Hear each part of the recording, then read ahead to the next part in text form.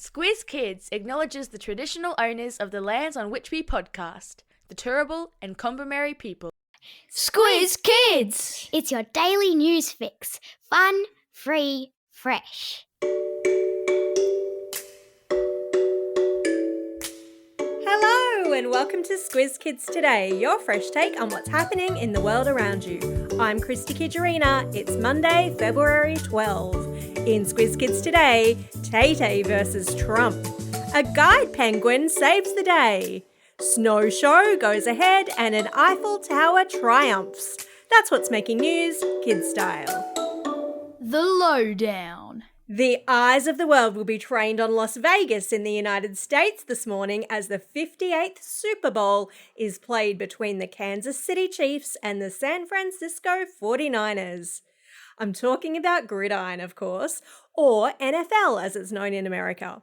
The Super Bowl is the big end-of-season grand final. You might remember last year's Super Bowl was overshadowed by the show-stopping halftime performance put on by Rihanna and about 1,100 backup dancers. This year it will be R&B artist Usher bringing the halftime entertainment, ably assisted by Post Malone. But as big as those stars are and as big as the Super Bowl is, all eyes will be up in the stands where the world's biggest pop star, you know who, Taylor Swift, is expected to be in the crowd cheering on boyfriend Kansas City Chiefs tight end Travis Kelce. Tight end is a position in the team, not a reference to his bum, in case you were wondering. And one person who will be watching especially carefully is another guy you may remember called Donald Trump. He's trying to become president of the United States again when the elections are held later this year, and his supporters are worried that the only person in America who could stand in his way is Taylor Swift, especially if she chooses to support the current president and Trump's rival, Joe Biden. Because if Taylor told her Swifties to vote against Trump, she's so popular and influential, it could be impossible for him to shake it off. See what I did there?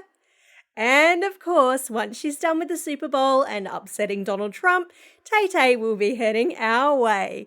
Only 4 sleeps to go before her Melbourne concert.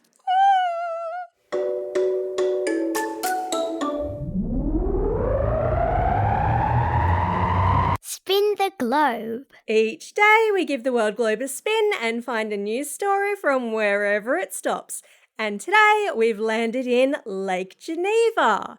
No, not the one in Switzerland, but its namesake in Wisconsin, USA, where the US National Snow Sculpting Championship was held last week. Teams of snow sculptors from all across the country came together to show off their chilly chiseling. But there was one little problem. Lake Geneva has been experiencing unseasonably warm weather this year. Where the temperature would usually dip well below freezing, last week it soared to a balmy 4 to 10 degrees Celsius, causing all sorts of headaches for the sculptors who found themselves swapping woolly hats for t-shirts and wrestling with snow that had all the firmness of a slushie at a summer school fete. But not to be deterred, the teams got to work with their shovels, spatulas, hand saws, and yes, even cheese graters to craft icy masterpieces that would make Frosty the Snowman green with envy. And taking out the top prize this year was a winking robot titled Trust Me, crafted to spark conversation about the role of AI technology in our everyday lives. Of course, there's a link to video of the sculptures in your episode notes. I just can't get that slushie out of my mind. Animal Kingdom. Have you ever had a best friend who's there for you whenever you need them? That's the sort of friendship that penguin and squid have. They're 2 3-year-old African penguins who've lived their entire lives at the UK's largest bird park, Birdworld. And Penguin has taken Squid under his wing, quite literally. You see, Squid developed a condition called cataracts when she was only 6 weeks old, making her vision like that of a sailor trying to navigate on a foggy day. Everything looks very cloudy. But keepers needn't have worried. Penguin, who had just recovered from his own illness, was there standing by like a feathery lighthouse. Imagine playing Follow the Leader every day and you've got Penguin and Squid's daily routine. During mealtime madness, when all the penguins rush for their fishy feast, Penguin makes sure Squid gets her share. I've stuck a video of these two in your episode notes.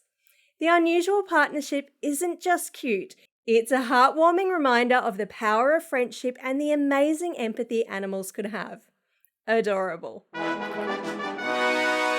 Oh, and there goes the classroom companion clarion, indicating that today's differentiated curriculum-aligned classroom worksheets are based on this story. We're using conjunctions to turn clauses into compound or complex sentences. Check them out at squizkids.com.au. Have fun, kids! Believe it or not. Imagine coming across a 40-metre dragon at the shops. Don't start running just yet. This is no ordinary dragon. Assembled by 2 local artists and 60 dedicated volunteers in a Hong Kong shopping mall, this balloon behemoth has just soared into the Guinness World Records. Constructed from 38,000 balloons, they've created a 41.8 metre long dragon in celebration of Lunar New Year that happened over the weekend.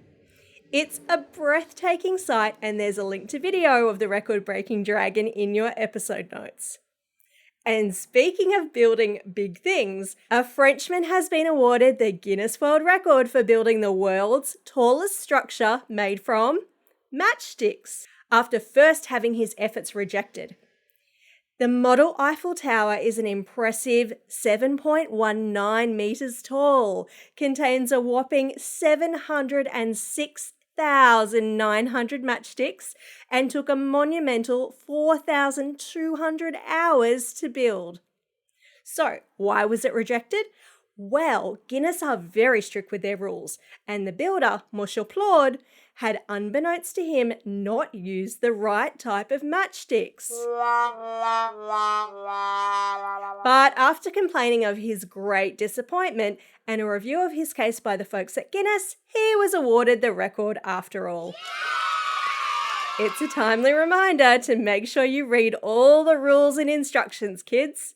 I could probably learn something from that too.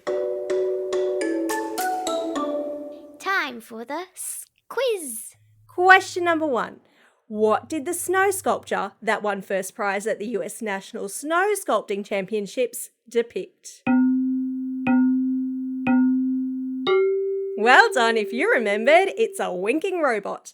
Question number 2. Name the penguin pals that I told you about in Animal Kingdom today.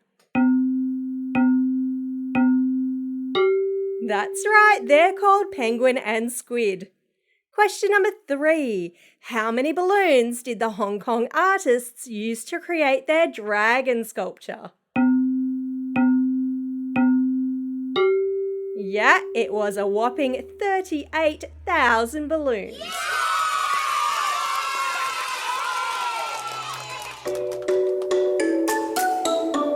Shoutouts. It's February 12.